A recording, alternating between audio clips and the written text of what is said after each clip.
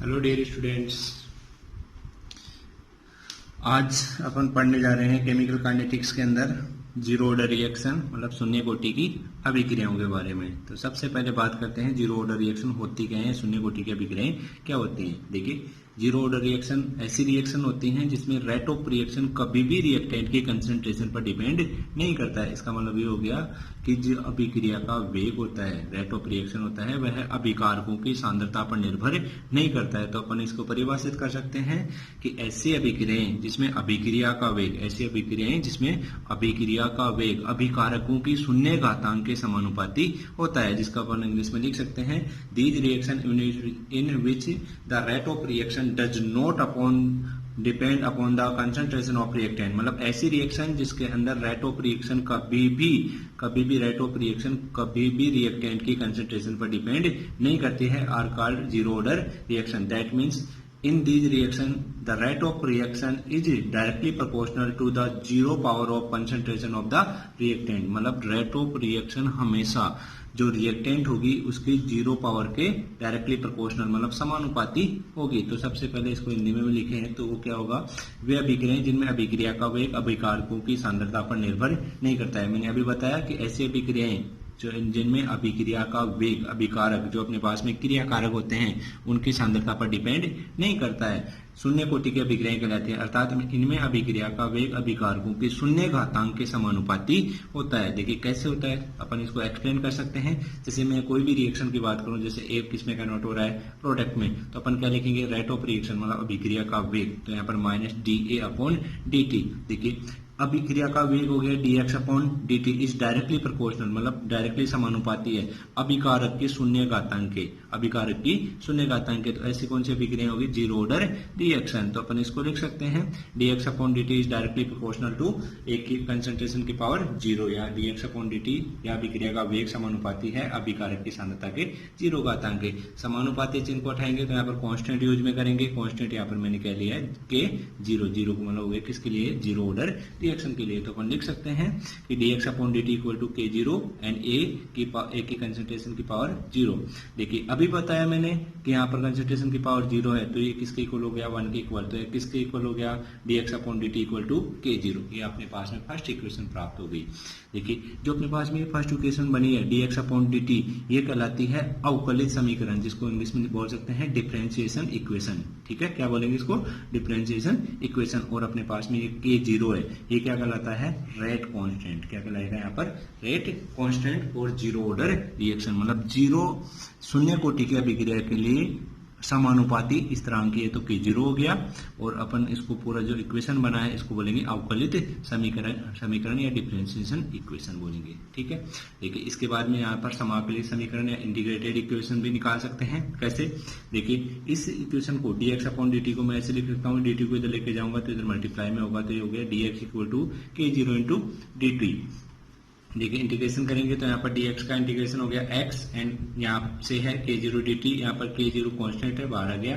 ठीक है, और dt का क्या हो गया t, और यहाँ पर c क्या हो गया, इंटीग्रेटेड कांस्टेंट यूज में लिया है। ठीक है, तो इसका इंटीग्रेशन क्या हो गया या समाकलन क्या हो गया, x equal to k0t plus में c। अब देखिए c इज इंटीग्रेशन कांस्टेंट, देखो यहाँ पर मैंने लिखा है समाकलित स्थिरांक हो गया 8। यहाँ पर अगर इस इक्वेशन के अंदर मैं t इक्वल टू क्या कर दूं, जीरो, और x इक्वल टू भी क्या कर दूं, जीरो, तो इसका मतलब हो गया यहाँ पर t भी जीरो हो गया, तो ये वाली वैल्यू भी क्या हो गई, जीरो, और ये वाली वैल्यू भी क्या हो गई, जीरो। तो c इक्वल टू क्या मिल गया अपने पास में, जीरो। देखिए जो c इक्वल टू जीरो वाली भी जो वैल्यू है अगर मैं इसमें पुट करता हूँ, ठीक है, तो यहाँ पर मेरे पास क्या है, c यहाँ पर जीरो हो गया तो क्या बच गया, x equal to k0 into t. यहाँ पर लिखा है मैंने x equal to k0 upon t और k0 equal to x upon, देखो t को इधर मल्टीप्लाई में डिवाइड में लाऊंगा तो यहाँ पर क्या हो जाएगा, k0 equal to x upon t. देखिए जो अपने पास में इक्वेशन आया है, ये जो फोर्थ इक्वेशन आया है ये अपने पास में कहलाएगा समाकलित वेग समीकरण। क्या कहलाएगा यहाँ पर,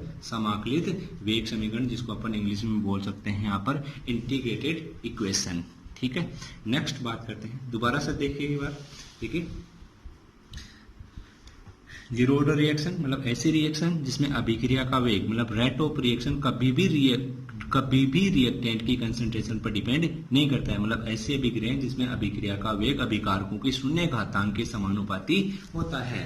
ठीक है, ये मैंने परिभाषा लिख रखी है, ये यहाँ पर रिएक्शन के बारे में बता रखा है, ठीक है। और यहाँ से अपने पास में ये dx अपॉन dt अवकलित समीकरण निकला है, मतलब डिफरेंशिएशन इक्वेशन निकला है। और यहाँ से डिफरेंशिएशन इक्वेशन से अपन से अब क्या निकला है, k0 into equal x upon t, मतलब यहाँ पर इंटीग्रेटेड इक्वेशन निकल गया, ठीक है।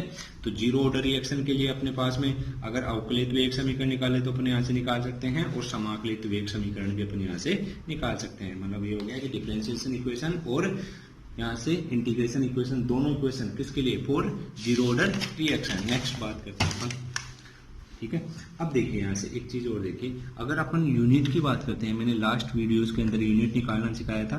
मैंने यहाँ पर बताया था क्या था यूनिट निकालने के लिए, k इक्वल टू, याद हो तो मैंने लिखा था k इक्वल टू था मोल अपॉन लीटर की पावर 1 की पावर n एंड ये सेकेंड इनवर्स। देखिए n जीरो ऑर्डर रिएक्शन के लिए n का वैल्यू क्या हो गया, यहाँ से 0 हो गया, तो यहाँ पर मैंने 0 पुट कर दिया, तो ये अपने पास में क्या आ गया, unit k zero equal to mole litre पर इनवर्स एंड सेकेंड इनवर्स। जहां कहीं भी आपके जो भी अपने पास में वैल्यू दे रखी है और वैल्यू के पीछे ये यूनिट लिखी हुई मिल जाए, तो इसका मतलब, और आपसे पूछे कि कौन सी रिएक्शन है, तो वहां पर आपका आंसर होना चाहिए कि जीरो ऑर्डर रिएक्शन। कैसे पता चल रहा है, क्योंकि अपने पास में यूनिट लिखी हुई है, और ये वाली यूनिट किसके लिए है, जीरो ऑर्डर रिएक्शन के लिए। नेक्स्ट है ग्राफिकल रिप्रेजेंटेशन, ठीक है, मतलब इसको अपन ग्राफ से भी समझा सकते हैं। कैसे समझा सकते हैं, देखो अभी अपने इक्वेशन निकाला था इंटीग्रेटेड इक्वेशन, उसके अंदर अपन लिख सकते हैं ये, उसके अंदर अपन क्या लिख सकते हैं, x equal to k0 into t. देखिए ये कैसा ग्राफ मिलेगा, y इक्वल टू mx का ग्राफ कैसा है, y इक्वल टू mx का ग्राफ, और mx का ग्राफ एक स्ट्रेट लाइन मिलेगी और कहाँ से 0 पॉइंट से स्टार्ट होगी। तो x देखिए ये x एक्सिस पर आ गया, और यहाँ से जो k0 आया अपने पास में, देखिए ये t आई गया यहाँ से, और ये k0 अपने पास में स्लोप आ गया, क्या आ गया अपने पास में, स्लोप, ठीक है। तो अपने ग्राफिकल रिप्रेजेंटेशन से क्या सिद्ध कर सकते हैं या क्या प्रूव कर सकते हैं कि यहाँ से y इक्वल टू mx का प्लॉट बन रहा है, ग्राफ बन रहा है, जो जिसके अंदर अपने पास में k0 यहाँ से स्लोप मिल रहा है, और y और x के बीच में अपन प्लॉट खींच रहे हैं, ठीक है। नेक्स्ट है हाफ लाइफ। देखिए अर्धायुकाल, अर्धायुकाल का मतलब हो गया कि जब अभिकारकों की सांद्रता आधी होगी। देखिए इसमें लिख रखा है किसी रासायनिक अभिकारकों में अभिक्रिया में अभिकारकों की सांद्रता का आधा अपघटित होने में लगा समय।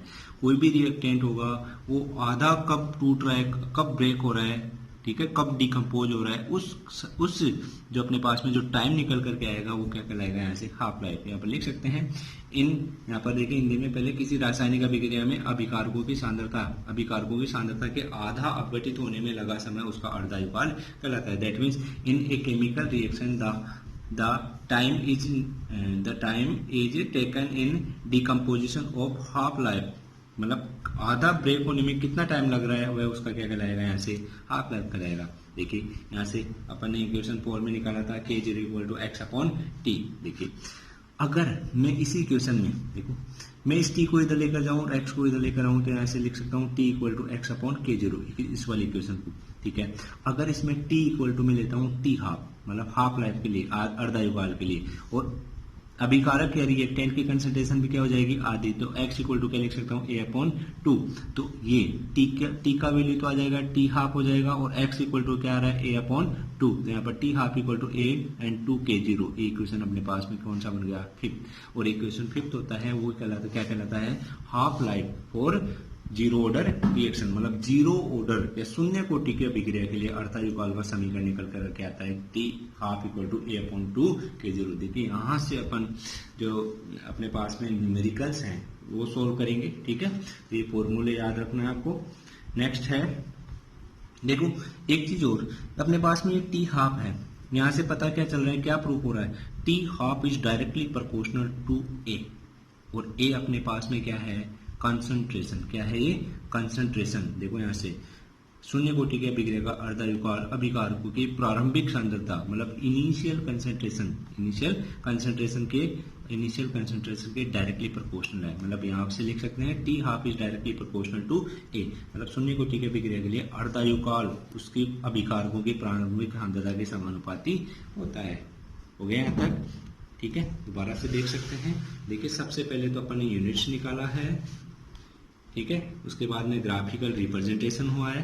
ग्राफिकल रिप्रेजेंटेशन में y इक्वल टू mx का प्लॉट निकलेगा और हाफ लाइफ कैलकुलेट की है। हाफ लाइफ का मतलब हो गया कि कोई भी रिएक्टेंट है वो आधा प्रोडक्ट में कब कन्वर्ट हो रहा है, वो टाइम उसका क्या कहलाता है, हाफ लाइफ कहलाता है। ठीक है, इससे अपने पास में हाफ लाइफ का इक्वेशन निकल रहा है t half equal to a upon 2 k0। T यहाँ पर टाइम हो गया, आप ए यहाँ पर स्टार्टिंग या प्रारंभिक या बोल सकते हैं इनिशियल कंसंट्रेशन हो गई, और यहाँ पर k0 क्या है, constant for zero order reaction. ठीक है, देखिए यहाँ पे मैंने लिख रखा है कि टी हाफ मतलब half life is directly proportional to initial concentration of reactant, मतलब शून्य कोटि के अभिक्रिया के लिए अर्ध अभिकारकों की सांद्रता प्रारंभिक सांद्रता के समानुपाती होता है।